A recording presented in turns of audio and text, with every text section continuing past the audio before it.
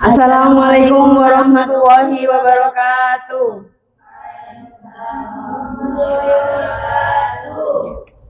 Oke, selamat malam semuanya. Pada kesempatan kali ini, maaf. Pada kesempatan kali ini, saya Afrinsi Pratama Agustin dan saya Risma Zulfani Tristanti. Di sini kami ingin mempresentasikan hasil objek studi ekonomi tur kami di beberapa tempat, dan salah satunya yaitu penerbitan yang tak lain dan tak bukan ialah Salahuddin Press. Welcome to our presentation.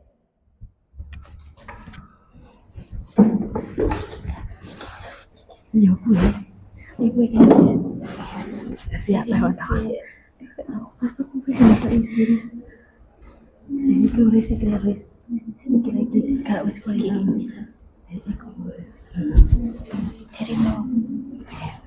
Study Economy Tour Presentation 626 Salahuddin Press. Narasumber Bapak Tasrifan, Jakarta, 6 Desember 2025. Berikut daftar isi. Yang pertama, profil narasumber, dan yang kedua, latar belakang, yang ketiga, karya yang diterbitkan, yang keempat, pemasaran, yang kelima, omset, dan yang keenam, kendala-kendala, ketujuh, suka duka penerbit, kedelapan, pengalaman narasumber, 9, pesan inspiratif, dan yang terakhir, motivasi.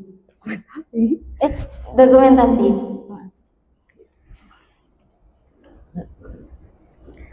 Untuk yang pertama, profil narasumber. Seperti yang kita ketahui, narasumber sendiri bernama Bapak Tasrifan. Beliau ini memiliki hobi membaca dari beliau menjadi santri. Setiap kali dikirim uang, ia gunakan uang tersebut untuk membeli buku. Akan tetapi, hobinya ini berkurang ketika dia telah memiliki keluarga. Lalu beliau juga kuliah di Jakarta. Untuk menambah ilmunya, dia sempat ngenger.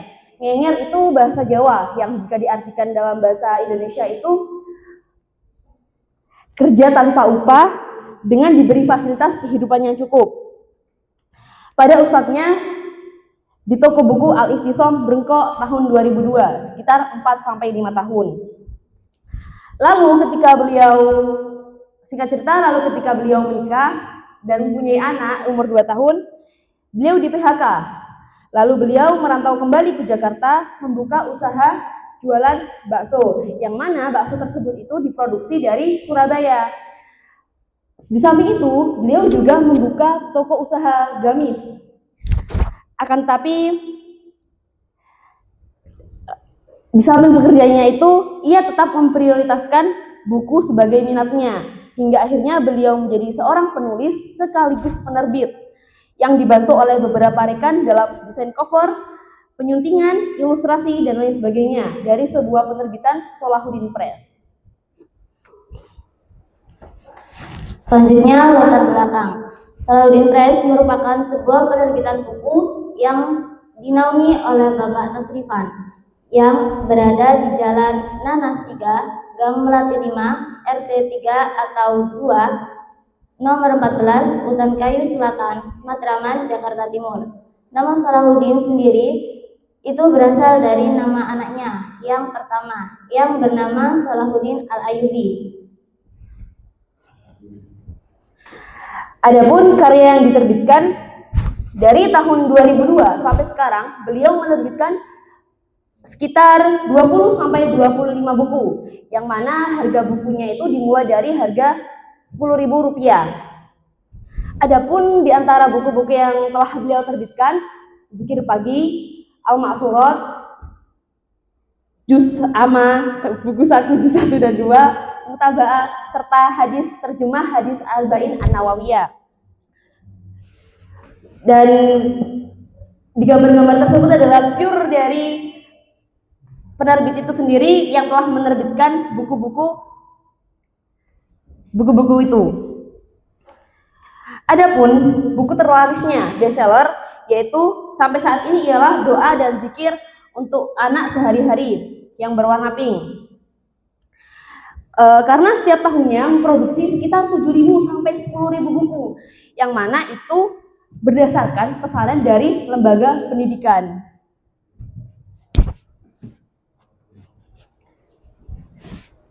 Selanjutnya pemasaran. Dalam tahap ini beliau itu memiliki tiga cara dalam pemasaran. Yang pertama ada kongsi. Kongsi itu berarti kerjasama atau kemitraan antara dua pihak atau lebih untuk menjalankan suatu usaha atau kegiatan bisnis. Terus yang kedua ada kredit. Kredit ini adalah pinjaman yang diberikan oleh pihak tertentu seperti bank, koperasi, fintech, atau individu yang harus dibayar kembali dalam jangka waktu tertentu. Terus yang ketiga ada tunai. Tunai ini yaitu pembayaran langsung atau langsung dibayar saat transaksi tanpa cicilan atau utang. Dan beliau juga memasarkan ke beberapa toko dari yang terdekat hingga yang terjauh. Dan juga memiliki situs online untuk memudahkan penjual serta menyebarluaskan dan juga mengenalkan pada masyarakat di era globalisasi ini yang bisa kita temui di beberapa situs seperti WhatsApp, Lazada, dan juga Shopee.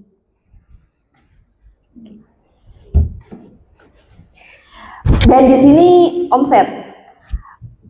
Jujur ya, narasumber sendiri itu tidak menyebutkan sepeser pun omsetnya ketika kita tanyakan. Tetapi beliau berkata, beliau memberikan gambaran modal harga cetak sebuku itu sekitar Rp1.000. Lalu bisa dijual dengan harga Rp4.000. Itu dengan keuntungan Rp3.000. Lalu jika dikali dengan beberapa buku maka hasilnya luar biasa. Dan beliau pun berkata, kalau waktunya ramai, ya ramai, banyak banget pemasukan. Kalau hari ini ingin beli mobil atau hal apapun yang diinginkan, tahun depan itu pasti kebeli, tapi asalkan ramai ya. Tapi kalau sepi, ya sepi, nggak ada pemasukan. Keren bukan? Selanjutnya kendala-kendala. Kendala ada dua kendala. Yang pertama kendala penerbit dan kendala pebisnis. Kendala penerbit itu ada dua. Yang pertama adanya HP yang menggantikan fungsi buku, terus yang kedua tren membaca berkurang. Adapun kendala pebisnis itu yang pertama ada kerugian, yang kedua musibah, ketiga ditipu orang, keempat gaya hidup yang belum saatnya atau pengeluaran melebihi pemasukan dan lain-lain. Adapun suka duka penerbit yang beliau rasakan, kita mulai dari sukanya dahulu. Pertama, kepuasan melihat karya-karya penulis yang terwujud, karena biasanya cuma di pikiran, nggak bisa di kenyataan. Kalau emang kenyataan kan itu sebuah apresiasi yang yang begitu memuaskan. Lalu kedua, berkontribusi dalam perkembangan literasi, memajukan bangsa, memajukan para anak muda dan lain sebagainya. Lalu ketiga itu jaringan luas, entah jaringan dari penyunting, jaringan dari ilustrator, desain cover, dan lain sebagainya. Dan yang keempat adalah potensi keuntungan jika meledak. Seperti yang saya katakan, omsetnya bukan main-main. Kalau ingin beli mobil, ya pasti kebeli. Dan apapun itu. Adapun di setiap kehidupan ada dilema, suka dan duka. Dan mari kita simak beberapa duka yang dialami penerbit. Pertama, resiko finansial yang tinggi. Maksud dari resiko finansial yang tinggi di sini yaitu karena proses produksinya biasanya yang lama, mahal, dan menguras tenaga, waktu, dan maupun sebagainya. Kedua, persaingan yang ketat. Di era sekarang ini saya rasa banyak yang suka menulis daripada suka membaca. Makanya kita bisa mengatakan persaingan yang ketat karena mungkin jika dipersenkan 70% itu bisa menjadi penulis, tapi 30%-nya itu membaca. Dan tidak mungkin semua itu menyeimbangkan ekosistem. Lalu proses produksi yang panjang. Dari mulai menulis naskah, penyuntingan, ilustrator, ilustrasi, dan desain cover itu membutuhkan waktu yang lama, dari berbulan-bulan. Itu nggak mungkin 1 minggu, 2 minggu, tidak. Itu mungkin berbulan-bulan, dari 1 bulan, 2 bulan, bahkan sampai setahun ataupun lebih dari 1 tahun. Dan itulah yang menjadi kendala bagi para penerbit. Adapun keempat yaitu distribusi yang rumit. Mengapa kita bisa mengatakan distribusi yang rumit? Karena untuk masuk ke toko-toko besar seperti Gramedia, toko-toko buku lainnya yang terkenal, itu bukan sesuatu yang mudah. Kalau hasil karya kita ingin dikenal dan disebarluaskan kita harus masuk ke toko-toko buku terkenal tentunya.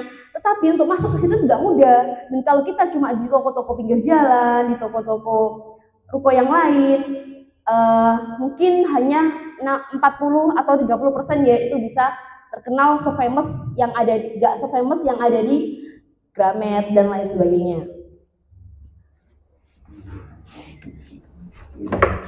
Selanjutnya pengalaman narasumber. Dari sekian banyaknya pengalaman beliau tentang berbisnis, pengalaman ditipulah yang paling sering beliau rasakan, entah itu dari temannya, karyawannya, maupun kerabatnya. Contohnya, beliau ditipu oleh karyawannya ketika beliau membuka usaha bakso ikan, yang mana karyawannya tersebut membawa kabur uang senilai 100 juta karena kehidupan sang karyawan yang berlebih-lebihan.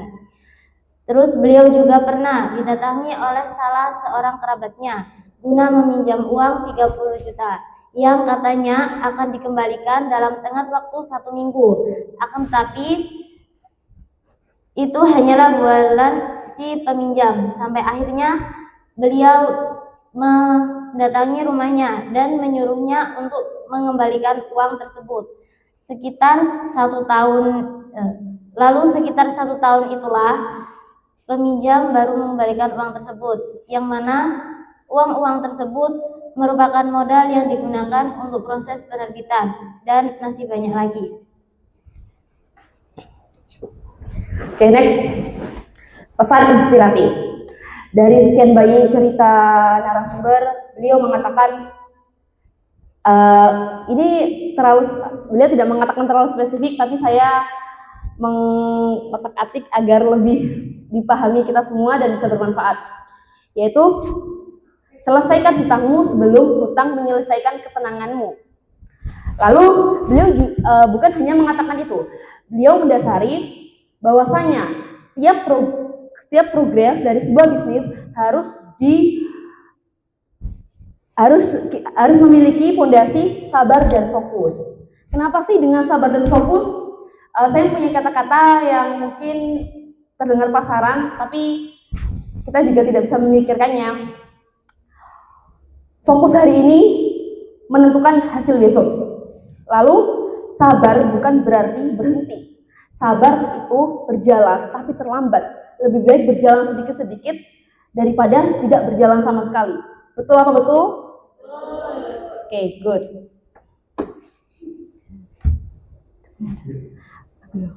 Oke. Next. Oke. Dokumentasi. Oke, dokumentasi pertama dari foto yang paling pojok kanan dari sisi saya itu adalah lantai 2 dari rumah Bapak Tasrifan, Matraman, Jakarta Timur. Itu lantai 2, kita berada di saungnya yang biasanya kita pakai buat makan, ngobrol, bercandaria, serta wawancara. Lalu gambar kedua yang paling tengah itu adalah Bapak Tasrifan yang mungkin sering kita kenal dengan bapaknya Arina. Lalu gambar pojok yaitu kita semuanya siswi akhir KMI 626. Oke, next. Oke, itu ada. Ya, banyak karena saya ingin mengabadikan kenangan. Apakah kalian bertanya-tanya kenapa fotonya hanya di situ terus? Mungkin kalian sudah tahu, karena kita juga merasakan sendiri kan, kita nggak punya tempat foto yang lain selain di situ, bukan? Untuk penerbitannya juga kita kurang paham karena itu dibungkus dengan kardus. Jadi kita nggak bisa nanya selegowo mungkin. Oke, mungkin itu terus.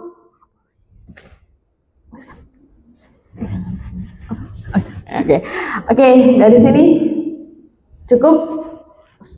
Saya kira cukup. Kalau bisa nggak usah kasih pertanyaan. Mungkin sudah jelas bukan?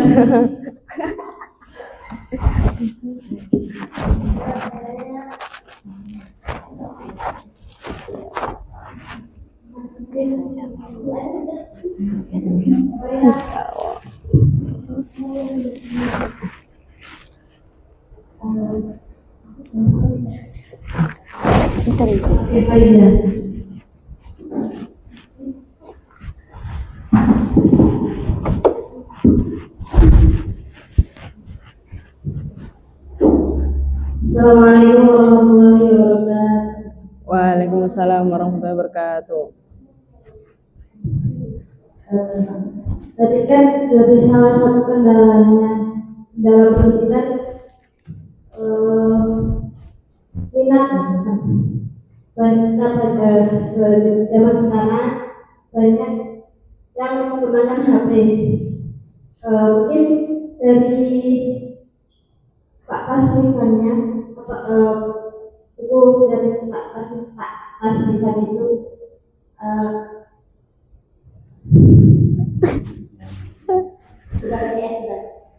iya, ada versi e-booknya nggak?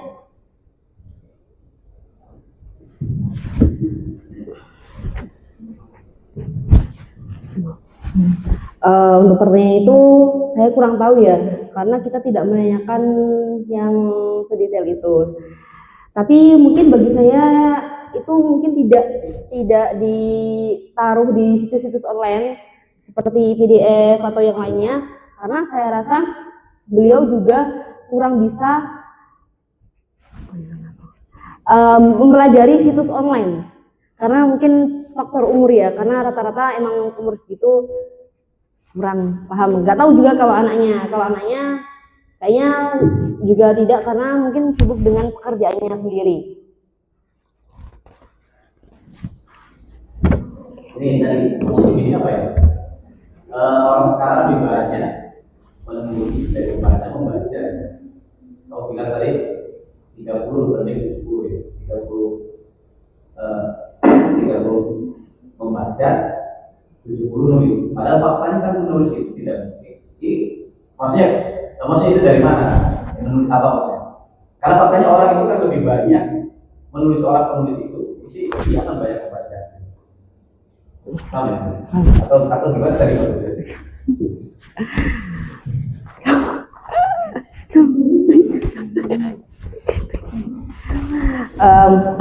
Itu dari sisi pandang saya sendiri, karena saya orang yang memang suka membaca, karena saya sering membaca Wattpad Ustadz tentunya, berbagai genre ya, dan itu lebih banyak autor daripada pembaca. Jadi di situ saya bisa menyimpulkan bahwasanya di zaman ini, iya mungkin dari autor-autor tersebut suka membaca dulunya, tapi kan saya bilangnya zaman ini ya, karena lebih banyak presentasi penulis daripada pembaca. Begini kesimpulan itu, kita tidak bisa mengeneralisir bahwa itu sebagai sebuah keputusan nilai dalam arti statistik ya. Ya karena kan beresiko, apalagi kalau di YouTube, enak sekali. Sekarang banyak yang menulis. Sementara kan yang menulis itu ya jarang juga kan. Di mana Wattpad. Wattpad atau memang yang kelasnya apa ya. Itu kan jarang banget dibandingkan pembaca banyak. Jadi tidak bisa kita menyimpulkan dalam sangat melihat apapun itu. Kalau statistik tidak bisa kita ini kan berdasarkan perasaan ya, paham ya? Iya. Jadi statistik tidak bisa dibuktikan perasaan. Jadi semua saja. Jadi banyak yang nulis karena banyak lebih banyak yang nulis daripada sering baca orang. Iya.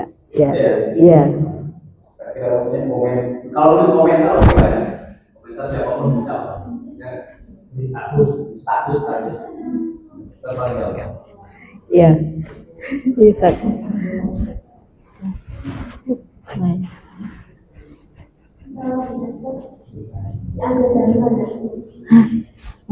Sudah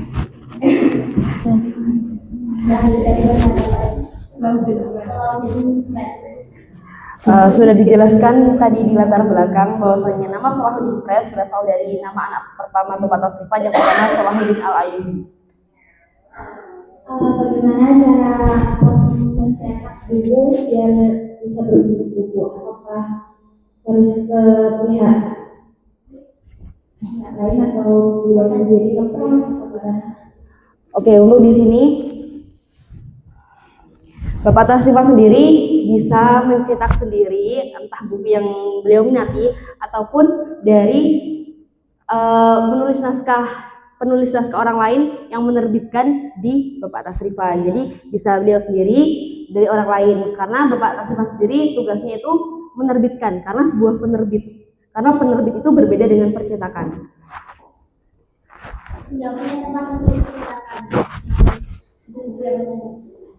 Ya ada, karena penerbit itu ya memang beda, tapi secara bahasanya penerbit itu lebih mencakup luas daripada percetakan. Jadi percetakan hanya sekedar mencetak, tapi kalau penerbit bisa mengelola isi buku, pemasaran, bahkan mencetak. Kalau percetakan hanya mencetak.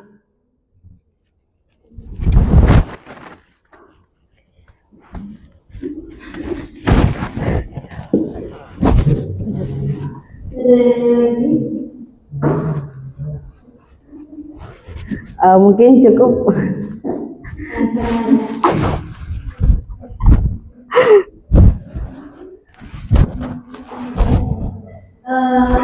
yang dijelaskan bahwa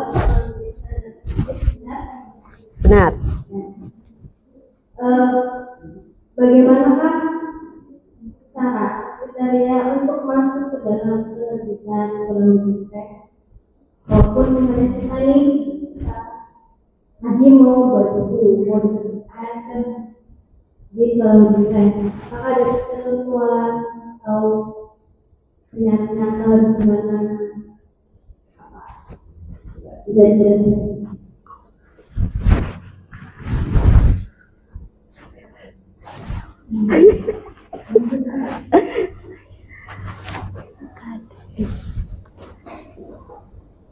Kalau memang boleh jujur ya, mungkin ada beberapa pertanyaan dari teman-teman kepada Pak Tasrifan tentang itu, tapi saya kurang memfokuskan dan kurang menanggapi karena memang saya waktu itu ngantuk juga dan saya juga sejujurnya kurang berminat dalam penulisan. Jadi kalau emang mau nanya-nanya itu kurang tertarik gitu, kan minat saya lebih membaca daripada menulis.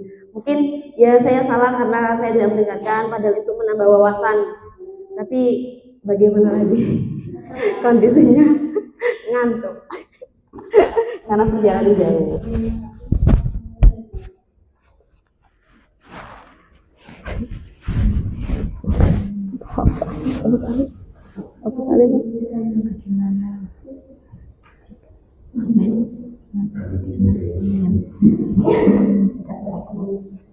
Kita menjadi mungkin langsung bisa untuk mempermudahnya harus mempunyai orang dalam, bukan? Mungkin dengan Bapak Tasrifan kita punya kenalan, si A bisa langsung atau lebih mudah dan gampang. Kalau memang orang awam dan jaringannya tidak begitu luas, mungkin bisa, tapi tidak semudah itu. Gitu, Ustazah. Aku Ustaz Eka, ya Ustaz.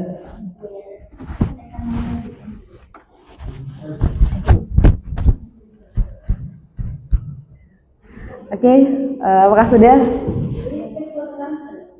Aku sudah.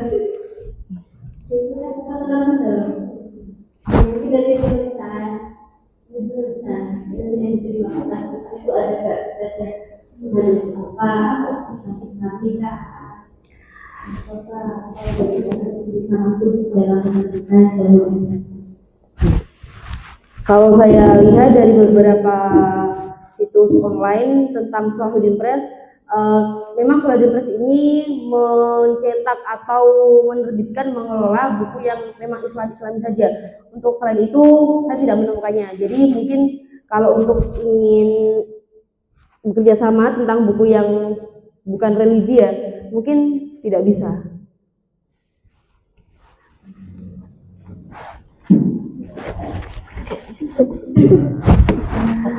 Oke, semuanya.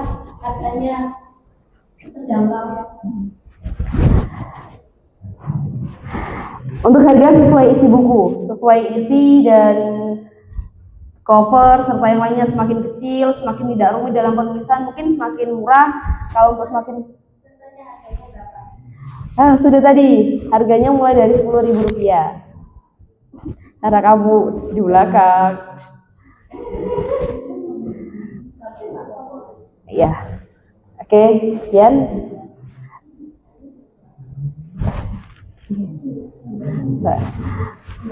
Iya, betul. Ya, sekian dari kami. Ya.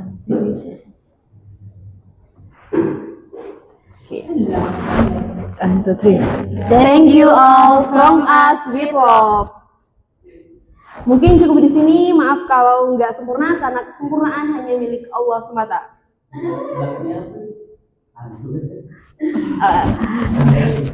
Wassalamualaikum warahmatullahi wabarakatuh.